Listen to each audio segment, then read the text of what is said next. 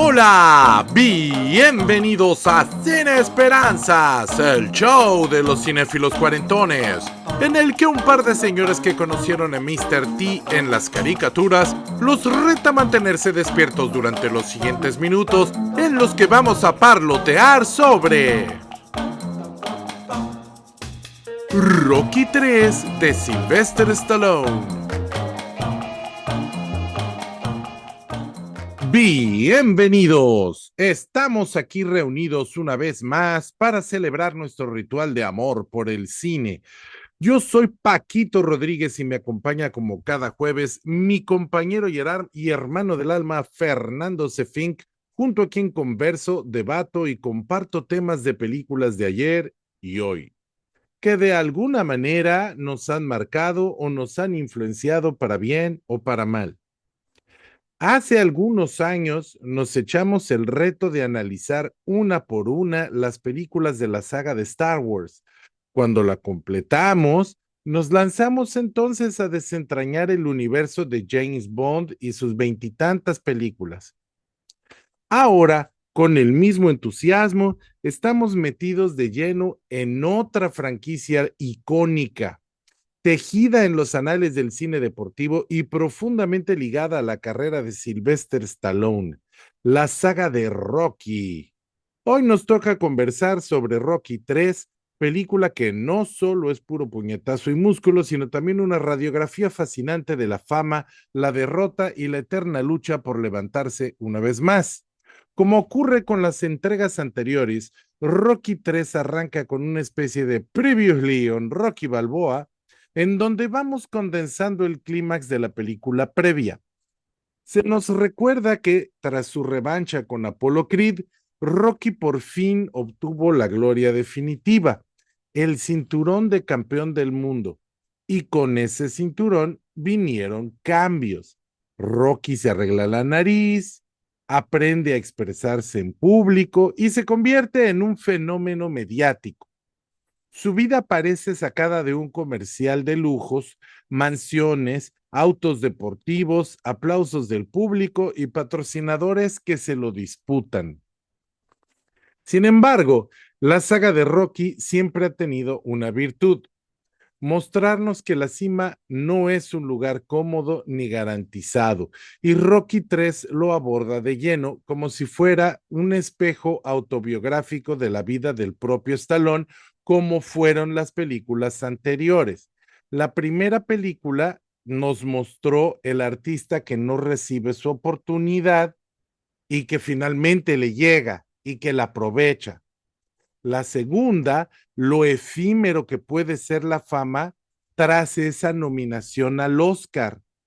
Y en la tercera parte ya nos va a hablar de un tema que es más universal y brutal: cómo la fama puede embriagarte y dejarte completamente ciego. Hasta que, por supuesto, la dura realidad nos va a tumbar de un golpe. En esta película, Rocky está en su mejor momento. Está invicto, idolatrado, es feliz con Adrian, su esposa, y con su hijo, Rocky Balboa Jr., pero mientras él goza de la vida, acecha en las sombras un nuevo rival, Cloverland, que además esto de que acecha en las sombras es muy buena selección de palabras, porque Cloverland viene a ser como la sombra de Rocky y es interpretado por el inolvidable e incomparable Mr. T. Es un tipo que es puro músculo, furia, tiene la lengua afilada que hace palidecer a Apollo Creed, es brutal en el ring y aún más agresivo en su forma de exigir una oportunidad al campeonato. Su personaje tiene un hambre cruda y peligrosa y no hay discurso motivacional que lo aplaque. Y aquí entra uno de los giros más interesantes del guión. Resulta que Mickey, el eterno entrenador de Rocky, se niega a que su pupilo se enfrente a Clover Lang. Y durante un tiempo no entendemos por qué. hasta que de repente lo descubrimos. Y es que Mickey ha estado eligiendo rivales fáciles para Rocky, lo ha protegido, consciente de que su pupilo ya no es un muchacho y que su carrera podría acabarse en cualquier momento. Rocky ha estado viviendo en una burbuja, convencido de que sigue siendo invencible, hasta que el destino y la lengua venenosa de Clover Lang lo sacuden y durante un evento público, el boxeador insulta a Adrian, su esposa, provocando a Rocky y consiguiendo la tan ansiada oportunidad de una pelea por el título. Lo que sigue para Rocky es devastador porque está mal entrenado, está distraído, está emocionalmente golpeado porque el día de la pelea muere su entrenador Mickey y se enfrenta a Clover Lang en la peor de las circunstancias y es aplastado. No solo pierde el cinturón y a su entrenador, quien sufre un ataque al corazón poco antes de la pelea, sino que es humillado. Rocky toca fondo como nunca antes lo habíamos visto. Y yo creo que ahí está la genialidad de Rocky 3. Nuestro héroe no fracasa esta vez por soberbia o por pereza. No es que no entrene bien porque es flojo. Fracasa porque su entorno, por protegerlo, le quitó la dureza, el filo, le quitó el hambre que lo había llevado a la cima. Rocky debe redescubrirse, volver a pelear ya no por dinero ni por fama, sino por algo que es más profundo, su orgullo, su identidad, su fuego interior, que es un tema que vamos a volver a ver más adelante en otras películas y que se vuelve como la tónica del espíritu de la saga de Rocky. Es entonces cuando aparece uno de los mejores team-ups de la historia del cine deportivo. Apollo Creed regresa para entrenar a Rocky. Y sí, el antiguo rival, el hombre que lo llevó 2 veces al límite en la lona, se convierte ahora en su salvador y mentor. Creed le dice que ha perdido el Eye of the Tiger, como dice en inglés, el ojo del tigre, ese brillo feroz en los ojos que distingue a un verdadero guerrero. Rocky necesita recuperar esa pasión si quiere volver a ser campeón. Es para mí maravilloso cómo Stallone convierte lo que podría ser una película sencilla de boxeo sin mayor mérito en un relato sobre la reinvención, humildad y redención del hombre. Y vamos a hablar un momento de Mr. T. Resulta que nació en Chicago el 21 de mayo de 1952, siendo el menor de 12 hermanos, lo que ya nos habla de una de carencias, ¿no? Aún si fuera una familia con dinero, son 2 hermanos, entonces emocionalmente y pues, ya es una carga. Pero bueno, pues él se dedicó durante un tiempo a ser bouncer de bar, gorila, de estos que pues, cuidan, cadenero, le decimos creo que en español. Como yo nunca iba a bares, pues yo no sé. Y bueno, pues él se dedicaba a eso, de cadenero. Y si alguien hablaba, armaba broncas en los bares, pues entonces Mr. T lo sacaba y lo aventaba fuera del bar. Muchas veces recogía cadenitas, anillos o joyería que dejaran los peleoneros tirados en el suelo y empezó a usar esa joyería. Entonces, cuando tú llegabas al bar, ese era como su sello personal. Cuando tú llegabas al bar, si Mr. T traía alguna joyería tuya encima, tú no podías volver a entrar al bar. Si esta cadena está conmigo, decía, tú ya no entras aquí otra vez. Y eso fue, y ahí fue cuando nació el personaje de Mr. T, con el mohawk, con los aretes y anillos y collares y todo esto, ¿no? El bling bling. Y bueno, pues fue gracias a un programa de televisión de la NBC que se llamaba America's Toughest Bouncer, que una cazatalentos lo vio, lo descubrió y la directora de casting de Rocky 3 pues lo propuso para el papel y hizo pruebas de cámara y fue el mejor. Y pues cuando tú ves a Clover Lang, tú no puedes imaginar a nadie más haciendo de Clover Lang. Y eso que tenían a otros boxeadores de la vida real, creo que uno era Fraser, pero la verdad no recuerdo, no tengo el apunte, pero pues es que nadie hacía el papel mejor que Clover Lang, daba el físico y daba la actitud, que es más o menos la historia de Creed también, ¿no? Y bueno, pues de esta película salió una frase, un diálogo que se acabaría convirtiendo en el eslogan de Mr. T para siempre. I pity the fool, I pity the fool, que es algo así como, me da lástima el tonto, el pobre diablo, me da lástima. Y se convirtió en su tagline, incluso lo usaron en campañas contra las drogas, salía Mr. T, I pity the fool who does drugs. Me da lástima el tonto que use drogas y así. Yo recuerdo que ahora que me está volviendo esto apenas, cuando yo era niño, pero niño como de 7 años o 6 años, en estas caricaturas que en inglés los llaman Saturday Morning Cartoons, pero que en México las llamamos de lunes a viernes después de las 3 de la hora de comer, o sea, la barra del tío Gamboín. Había una caricatura de Mr. T y ya no me acordaba yo de eso. Yo así conocía al personaje, de la caricatura de Mr. T. Bueno, pues Rocky 3 también se siente como un paso adelante en términos de espectáculo, porque Stallone llevó su cuerpo al extremo y lo peor de todo es que realmente no es el extremo porque en otras películas lo va a llevar más, lo va a seguir escalando. Parece que entre más viejo, más, más se sintió presionado a mejorar su físico, porque en Rocky 3 logró bajar la grasa corporal a apenas un 2,6%.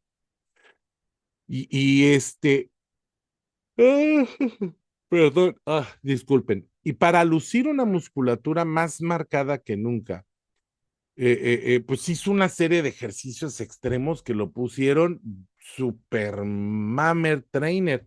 Y Carl Weathers, nuestro Apollo Creed, también está en su mejor forma. Curiosamente, aunque en la ficción Apolo es mayor que Rocky, en la vida real Carl Weathers es 2 años más joven que Stallone. Y bueno, pues regresa el resto del elenco, estamos consolidando una familia. Esta película se ve que no va a ser trilogía, ya quedó claro que tienen en mente pues seguir sacando películas de Rocky. Y bueno, pues tenemos un casting que está muy cómodo, Talia Shire como Adrian, Borges Meredith como Mickey, que se va a despedir en esta película. Por cierto, que aquí en esta película es donde aprendemos que Mickey es judío, cosa que pues, es un detalle muy importante porque es una comunidad que ha brillado mucho en el box, pero que no es tan popular o tan conocida como los italianos o los latinos. Tenemos también a Burt Young como Polly, y se integran rostros nuevos y cameos muy entrañables. Tony Burton como Duke Evers, que es el mentor de Creed. Él hereda el papel el de Mickey, porque pues ahora que Mickey se ha muerto, pues ahora va a ser su nuevo entrenador. Hay celebridades como Jim Henson, quien aparece como la rana René, que ahora es Kermit. Aparece Hulk Hogan interpretando al estrafalario Thunderlips en una memorable pelea de exhibición que es pura payasada para recaudar fondos, que es nada más un evento de esos ridículos que hacen las celebridades pues para juntar dinero. Es un momento icónico también. Y pues no podemos hablar de Rocky 3 sin mencionar su himno absoluto, Eye of the Tiger de Survivor. Esta canción surgió de un modo curioso porque Stallone quería usar Another One Bites the Dust de Queen, y pues sí tiene todo el sentido del mundo, pero la banda se negó, quién sabe por qué se negó a ceder los derechos, y entonces recurrió a Survivor, quienes compusieron Eye of the Tiger, inspirándose en diálogos de la película sobre todo en esa frase de Apolo, en la que le dice a Rocky que tiene que recuperar el ojo del tigre, y el riff de la guitarra, el famosísimo riff tan, tan, tan, tan, que imita los golpes de los puños y que pues está diseñada para que en las escenas de lucha se haga match ahí con la golpiza y que terminó siendo no solo el beat musical de la saga, sino uno de los temas más reconocibles en la historia del cine. Para mí es como el bueno, el malo y el feo, que el tema musical es tan reconocible que lo he escuchado y reconoce más gente de los que han visto las películas. Y bueno, pues esta película se estrena en 1982 y Rocky 3 se tuvo que enfrentar. Ese año fue la muerte, porque en Hollywood hubo tantos blockbusters que hubo muchas películas que pasaron desapercibidas por todos los blockbusters que se estrenaron en el 82. Rocky 3 se tuvo que enfrentar a titanes como Star Trek 2, La Furia de Khan, y la de ET de Spielberg. Imagínate, y aún así logró recaudar más de 270 millones de dólares, consolidando a Stallone como uno de los nombres imprescindibles de Hollywood. Y es un logro fantástico, puesto que estamos hablando de películas que son de las más taquilleras de la historia. De hecho, Rocky durante un fin de semana fue el primer lugar nacional en Estados Unidos y solo pasó a segundo lugar porque La Furia de Khan pues también fue un hitazo, que Wrath of Khan es una de las películas más famosas de Star Trek, una de las más icónicas y de las más queridas. Por lo menos eso pienso yo, que soy fan de Star Trek. A lo mejor la fanaticada piense diferente, pero para mí es la película que recuperó la franquicia.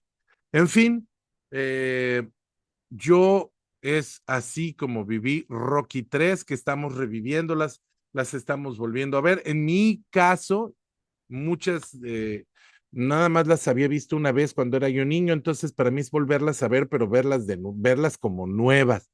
Ya estamos remirando la 4, ahora me falta revolver, revirar la 5 y la 6.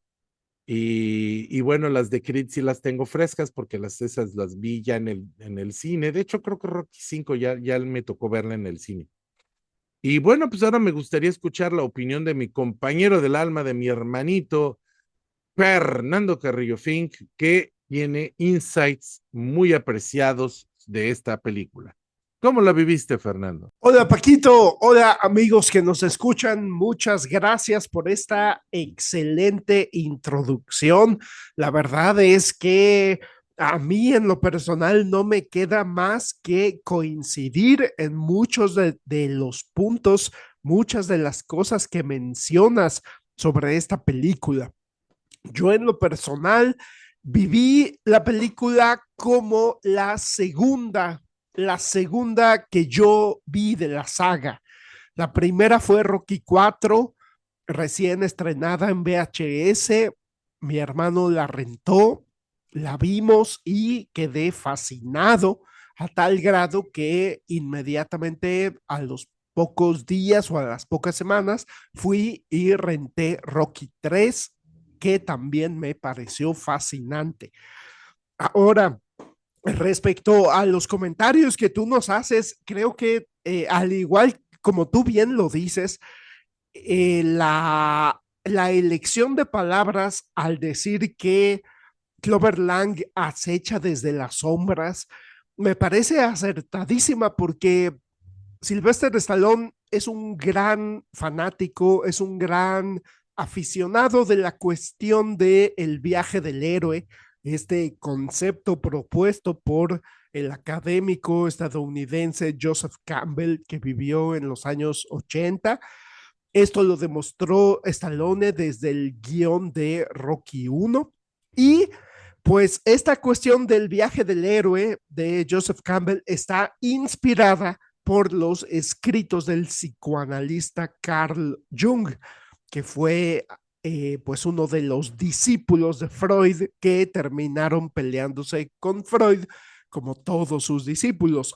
Pero a Carl Jung se le debe este concepto de la sombra como uno de los arquetipos de la mente, como una de esas áreas o de esas, un aspecto de la psique humana en el que el ser humano esconde las cosas que no le gustan de sí mismo. Ahora, Carl Jung hablaba de esta sombra como un baúl, como un sótano oscuro de la mente, pero no necesariamente las cosas que no queremos aceptar de nosotros mismos son malas.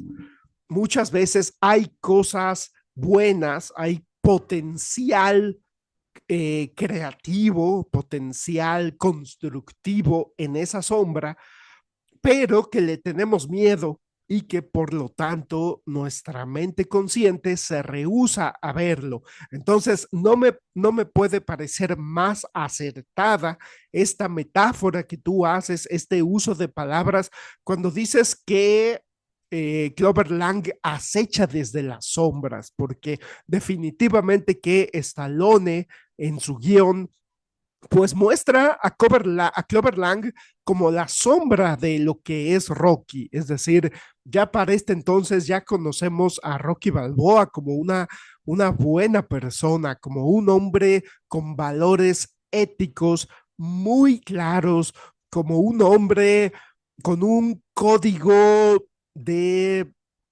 pues con un código de conducta muy correcto, muy recto, mientras que Clover Lang demuestra ser un personaje soberbio, un personaje arrogante, un personaje consumido pues, por este deseo en el mal sentido de humillar a Rocky.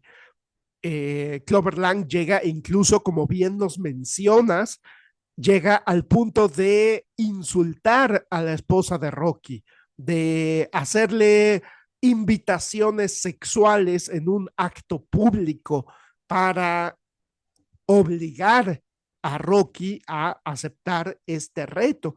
Y por otro lado, pues otra de las características de Rocky que no son sombrías, sino que son luminosas, pues es que es una persona muy honesta. Entonces, como tú bien nos dices, la película nos cuenta la historia de un hombre que se entera de que lo han estado protegiendo de más, que lo han estado prácticamente engañando y que su entrenador Mickey pues lo ha estado confrontando con rivales a los que sabe que Rocky va a poder vencer con facilidad. Y esto lo vemos en la introducción. Esto lo vemos en esa intro de la película tan emocionante con esta canción de Survivor, The Eye of the Tiger, que como bien nos mencionas, tiene un riff de guitarra que, que nos recuerda como, pues, como a un golpeteo, como a unos puños golpeando un saco o unos puños golpeando a otra persona. Esta canción de The Eye of the Tiger, que estoy de acuerdo contigo, hay muchas más personas que la han escuchado y que la conocen y la ubican perfectamente como una canción icónica de los años 80, que películas que han visto, perdón, que personas que han visto Rocky 4, Rocky 3. Eh, pero, pues definitivamente que a mí yo estoy totalmente de acuerdo contigo cuando nos dices que, pues que la película no es una secuela fácil, una secuela barata, sino que realmente es una historia de autosuperación.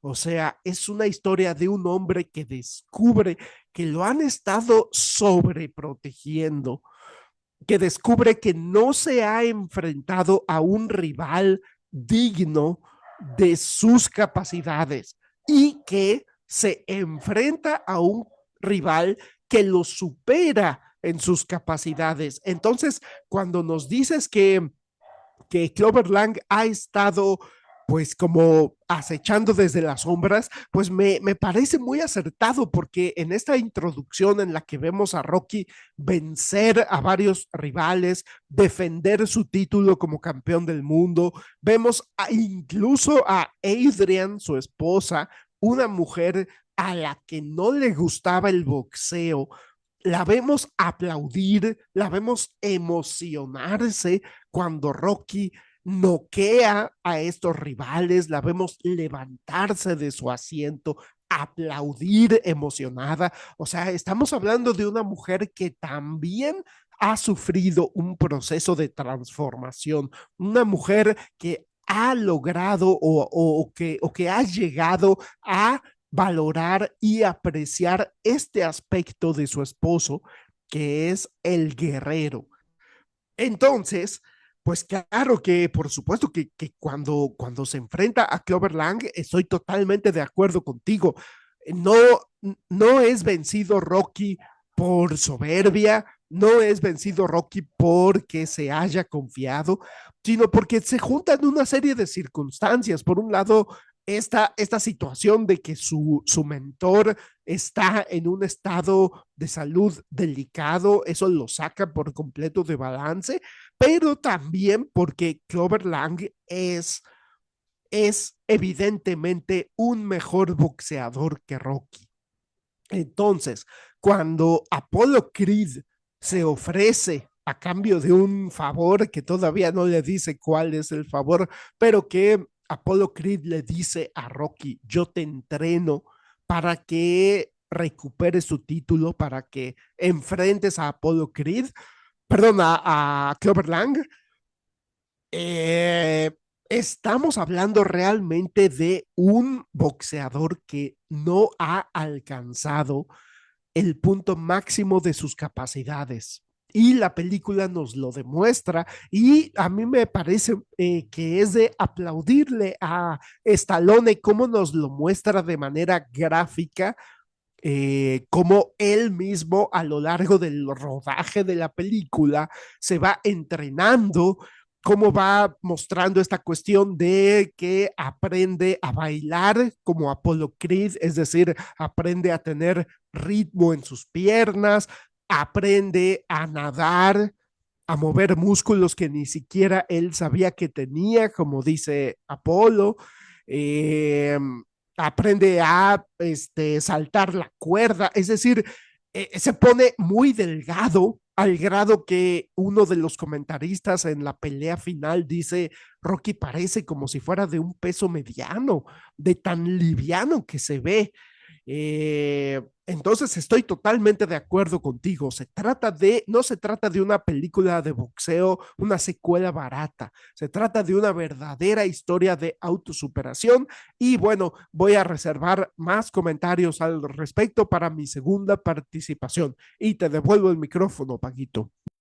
Gracias, Fernando. Sí, pues fíjate que Rocky 3, yo no sé, a lo mejor voy a atreverme demasiado, pero se me hace que es de las mejores de la saga. Sí, no es que la mejor. Bueno, no, pues siempre la primera tiene que ser la mejor porque es la original, ¿no? Pero digamos que fuera de la primera, yo creo que Rocky 3 es una de las mejores porque justamente logra encontrar la manera de seguir haciendo historias de un personaje que pues a todas luces es casi perfecto.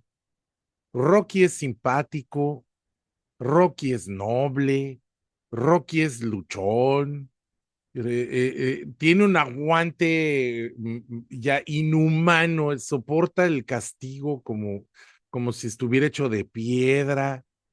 ¿Qué le puede pasar a alguien que es bueno, que es noble, simpático, leal, que sea dramático, que valga la pena ver? Pues lo puedes convertir en una novela, que fue lo que pasó en la 2, que es lo que más criticamos de la 2, cuando se pone mala Adrian y por un momento parece que va a perder al hijo. Tú puedes hacer una cosa así, ahora se le muere el hijo a Rocky y se vuelve alcohólico. Yo qué sé, pero pues eso es un poquito traicionar al espíritu del personaje, que es un personaje súper, ¿cómo lo puedo decir? Es un personaje que es optimista más allá de toda mesura. Entonces, ¿qué haces? Pues muy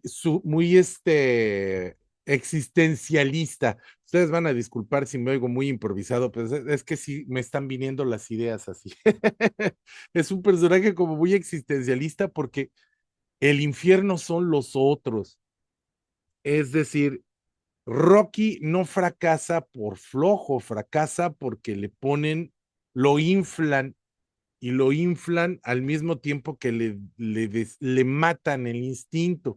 Pero no fue por él, no fue porque Rocky se quisiera sentir héroe o estrella. Sí, pues sí lo disfruta, pero al mismo tiempo, pues es porque todos los que están a su alrededor, la gente en la que él confía, no lo están cuidando, no están velando por sus mejores intereses, están, bueno, pareciera que sí, pero en realidad no. O sea, Mickey no quiere que Rocky deje el campeonato, pero no se da cuenta que Rocky no quiere ser campeón así.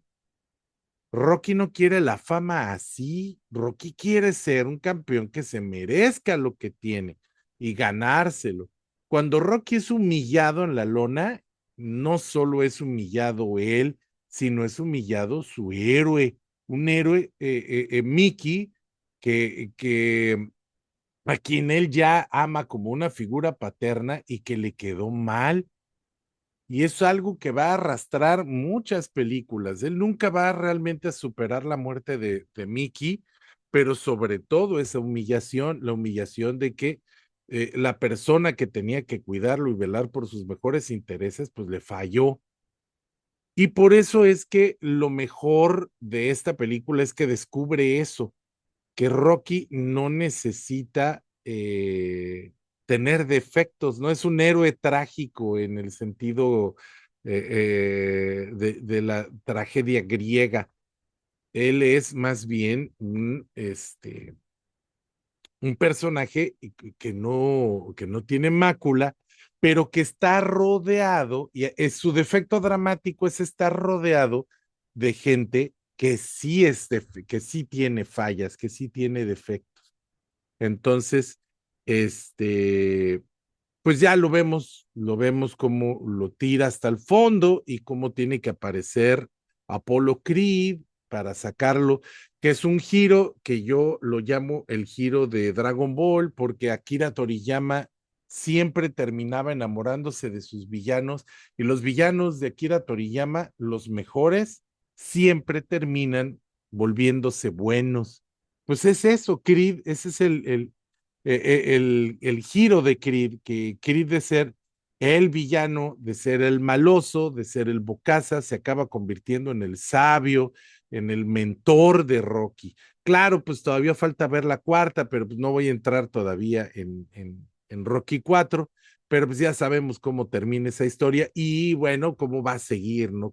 Qué importante va a ser para la saga la presencia de este actor y sobre todo también enfrentar a una realidad que en ese entonces todavía no se decía con todas sus letras, que es la del racismo, porque hay una secuencia muy interesante en la que Polly da a entender su racismo inherente contra los afroamericanos. De nuevo, Rocky no es racista, porque Rocky es perfecto, pero para eso está Poli, para que Poli cometa los errores y entonces aprendamos. Pero Rocky no puede fallar, porque es el héroe. Y lo que Stallone quiere es que tengamos alguien que nos haga aspirar a ser mejores. Si Rocky falla, entonces esa aspiración no estará allí, no se logra. Es algo que podemos ver en otros universos como por ejemplo Star Trek, Viaje a las Estrellas, la serie original, se construye bajo la asunción de que la gente del futuro va a ser mejor que la gente del presente. Entonces, pues así, Rocky, pues es el hombre perfecto en función de que sea aspiracional, porque en el fondo Sylvester Stallone era lo que deseaba. Para tener antihéroes y personajes oscuros, pues para eso está Rambo, Cobra, hizo muchas películas de antihéroes o de héroes que están más cercanos al mal, o para eso tenemos la saga de los Expendables, pero Rocky es perfecto porque es aspiracional. Y la saga funcionó 5, 6, 7, 8, 9 películas justamente este, porque los que rodean a Rocky no son perfectos. Y ahí es donde está el drama, ahí es donde está la esencia del drama. Yo creo que la única que a lo mejor también es igual de perfecta que él es Adrian, porque pues es como un romance muy tierno, muy lindo, y pues Adrian siempre le va a ser fiel. De hecho, hay una secuencia, la única secuencia más o menos reprobable que encontré yo es que está Rocky entrenando en este gimnasio que tiene, en el que hay más cámaras y luces de televisión que aparatos para hacer ejercicio, y llega una chica y le pide un beso y él le pone la mejilla y se deja besar por esta chica, pero han de saber que esa chica era su esposa en la vida real. Durante esa película él estaba casado con esa muchacha, esa era su esposa, y así que su única falta, pues está hasta tierna, ¿no? Porque la que lo besa es su verdadera esposa, la esposa de Stallone. Se me hace como cute, como tierno, perdón por el anglicismo, pero pues es así, son los tiempos modernos ya. Bueno, pues así es que llegamos al final de mi segunda participación. Voy a devolverle el micrófono a Fernando para ver qué nos guardó, qué nos reservó para su segunda vuelta. Tómala, Fernando. Muchas gracias, Paquito. A mí no me queda más que puntualizar tres cosas en específico. Yo quiero, de entrada, quiero pues resaltar lo que tú nos dices del maestro de Rocky, de cómo Rocky se siente traicionado, o sea, incluso su mentor es imperfecto. Y eso me parece interesantísimo lo que nos dices de que los personajes que lo rodean son imperfectos, empezando por Polly, que es racista, que se siente superior a los demás, que cuando van a Los Ángeles y llegan a este gimnasio, eh, Polly está pues prácticamente diciendo que es una posilga, ¿no? También el lugar donde se quedan a dormir para Polly es una posilga, es arrogante.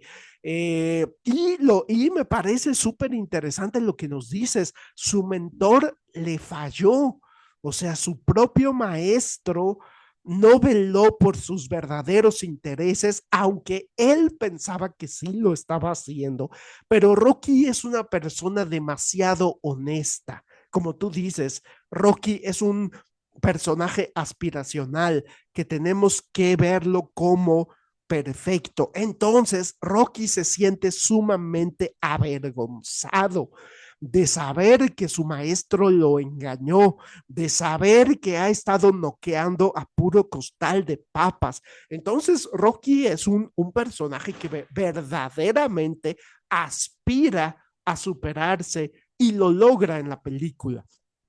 Lo segundo que yo quisiera resaltar es lo que mencionas de Adrian, que es quizá el otro personaje que es perfecto en la saga. Y me parece muy destacable esa discusión, ese diálogo que tienen en la playa cuando Rocky prácticamente se está dando por vencido, cuando Rocky le dice a Adrian que se siente, que tiene miedo y Adrian le dice, pues es de humanos tener miedo.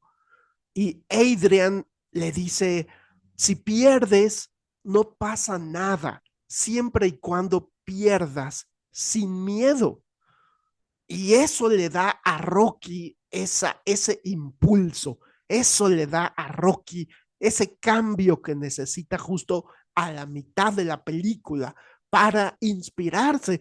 Y de ese modo, una vez más, Adriana, pues resulta como su motivación, porque en la segunda película, cuando despierta del coma y se da cuenta que Rocky dejó de entrenar por estar cuidándola, pues le dice, ve y gánale a Apolo. Y eso le da la motivación para entrenar. Y en esta película también es Adrian la que le dice, si pierdes, no pasa nada, siempre y cuando pierdas sin miedo. Y eso se me hace digno de destacar, como Rocky a partir de ahí se pone las pilas y se entrega al 100% al entrenamiento. Y otra cosa, la tercera cosa que yo quisiera destacar es que esta película, yo estoy de acuerdo contigo, Paquito, es la segunda mejor de la saga. Es decir, la primera siempre fue insuperable. Era imposible que Stallone hiciera una mejor película de la saga de Rocky, pero Rocky 3, sin lugar a dudas, que se lleva el segundo lugar. Y esto, a mi parecer, en buena medida se debe a que nos muestran las peleas completitas. Las otras películas, al tratarse de peleas de 15 rounds, pues no les queda más remedio que hacer saltos temporales, no les queda más remedio que mostrarnos un montaje en el que vamos viendo cómo los rounds van pasando. Rocky, como tú dices, es una máquina de recibir golpes, también es una máquina de darlos, pero es una máquina de recibir castigo de una manera impresionante, como tú dices, como si fuera de piedra. Pero en esta película, las dos peleas contra Clover Lang las vemos completitas y la película se da el lujo de mostrarnos eso gracias a que son peleas cortitas. Entonces, la primera pelea solo son 2 rounds y la segunda pelea solo son 3 rounds. Entonces, a mí me parece fascinante, me parece impecable la manera en la que están narradas estas dos peleas, en especial la segunda, porque vemos la estrategia de Rocky, porque vemos que Rocky está en una mucho mejor condición física que Clover Lang. Vemos que Rocky en el primer round esquiva todos los golpes de Clover Lang y le conecta a Clover Lang todos los golpes que Rocky quiere. Sin embargo, se da cuenta que Clover Lang también es una máquina de recibir golpes. Se da cuenta que Clover Lang también es muy fuerte y entonces Rocky en el segundo round cambia su estrategia y se deja golpear por Clover Lang porque sabe que es la única manera de cansarlo. Y eso me parece fascinante, cómo nos muestran de manera tan gráfica esta estrategia, como en el segundo round Rocky se deja golpear y cae al suelo una o dos veces y todos los que están con él se preocupan, comienzan a pensar que Clover Lang está ganando la pelea, pero Rocky les dice, confíen en mí, esa estrategia me estoy dejando golpear para que se canse. Y algo que me gusta, que me parece increíble, es como al final del segundo round, eh, Clover Lang le dice algo así como, te voy a acabar, te voy a matar, una de sus clásicas frases ridículas, y Rocky le dice, por lo menos yo no estoy respirando pesado, y eso se me hace muy cómico y muy divertido, ¿no? Como, o sea, le dice, por lo menos yo sigo respirando normal y tú ya te cansaste.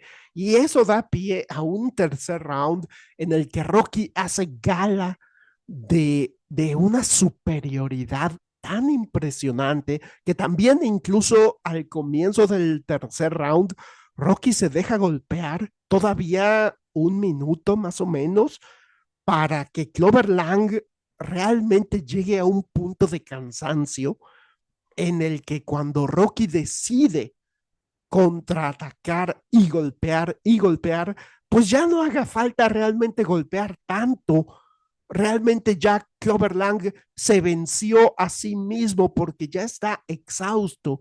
Entonces Rocky ya no necesita golpearlo tantísimo para vencerlo. Y eso yo lo menciono porque me parece pues sí, definitivamente es una historia de autosuperación. Es una historia de un boxeador que fue vencido con una facilidad alarmante en la primera pelea y que termina venciendo al mismo rival con una facilidad también relativamente alarmante en la segunda pelea, porque decidió convertirse en lo que no era, decidió convertirse en lo que Mickey nunca trató de convertirlo.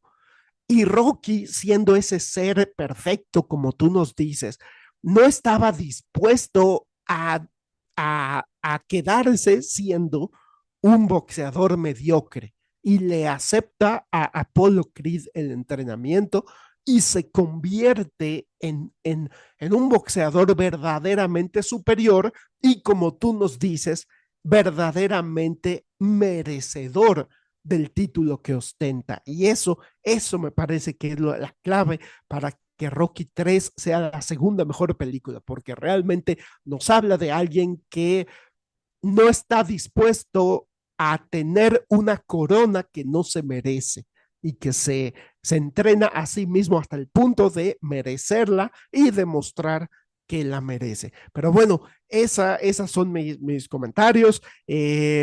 No me queda más que mandarle un abrazo a nuestra productora ejecutiva, Carolina González, que nos permite tomarnos este tiempo para grabar, y por supuesto a su hijo Mario Humberto, un agradecimiento a Paquito por todo el tiempo que le dedica a este podcast, y por supuesto el agradecimiento infinito a usted que nos está escuchando parlotear sobre esta película. Muchas gracias, Paquito. Gracias a ti, Fernando. Fíjate que sobre este análisis que hiciste de la última pelea de Rocky, yo no sé de box, o sea, si ustedes me quieren corregir, corríjanme, porque yo nomás sé lo que leí. Es ¿cómo se llama? Soy villameloncísimo. Pero resulta que esa estrategia que usa Rocky en Rocky 3 es la misma que utilizó Mohamed Ali contra George Foreman en esa pelea famosísima que se llamó The Rumble in the Jungle, que es un enfrentamiento que se dio entre el actual campeón del mundo, que era George Foreman, contra el ex campeón del mundo, que era Mohamed Ali, en Kinshasa, Zaire, que actualmente es la República Democrática del Congo. Y resulta que durante todo el combate, George Foreman lo estuvo masacrando, pegue y pegue y pegue y pegue y pegue y pegue. Y cuando llegó el octavo round, contra todo pronóstico, ya que estaba, como ya George Foreman estaba cansado, Mohamed Ali lo noqueó y ganó. Es la misma estrategia. O sea, se dejó golpear hasta que ya estaba agotado George Foreman y lo que hizo fue que ya que estaba cansado, pues lo noqueó. Es el dato histórico. Y bueno, quiero aprovechar este último aparte para saludar, por supuesto, a los sospechosos comunes, a Briseidi Torres Cantú, que ella y su hermosa familia son un honor haber conocido y que además es una participante constante en el grupo, ya hasta se ganó su insignia. Este, también quiero saludar a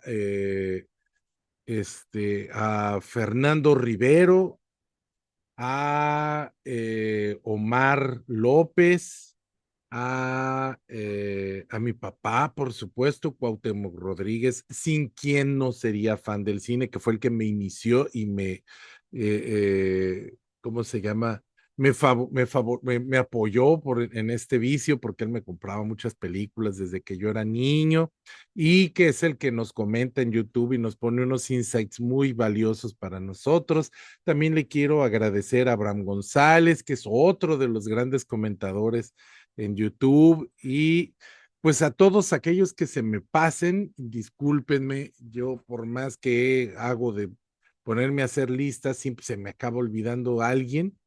Entonces, pues si no está aquí nombrado, póngame un mensajito en Facebook y va a ver como si me acuerdo de usted o en YouTube. Y también, pues, por supuesto, no puede faltar el saludo a Carolina González, nuestra productora ejecutiva, sin la cual este programa de plano sería imposible. Aunque en este periodo que estamos grabando, pues es periodo de vacaciones para mí, entonces yo soy el que tiene que andar lidiando con Mario, pero le da más valor, aún más valor al apoyo que recibo de su parte. Y dedicamos, por supuesto, o dedico este programa a mi hijo Mario, que cada vez está más grande, ahora es un niño muy berreón y muy peleonero, eso significa que está creciendo y que está sano y que esperamos algún día escuche estos programas y se acuerde de su papi que lo ama mucho. Vamos a despedir entonces este programa. Ya estamos en la tercera, pero nos faltan muchas películas, así que hay saga de Rocky para rato. Y yo me despido diciéndoles hasta la próxima.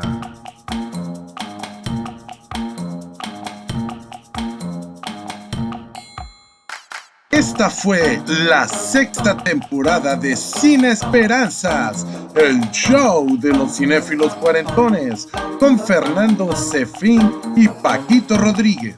Puedes escucharnos en nuestra página de Facebook, nuestro canal de YouTube y ahora también en Spotify. ¡Hasta la próxima!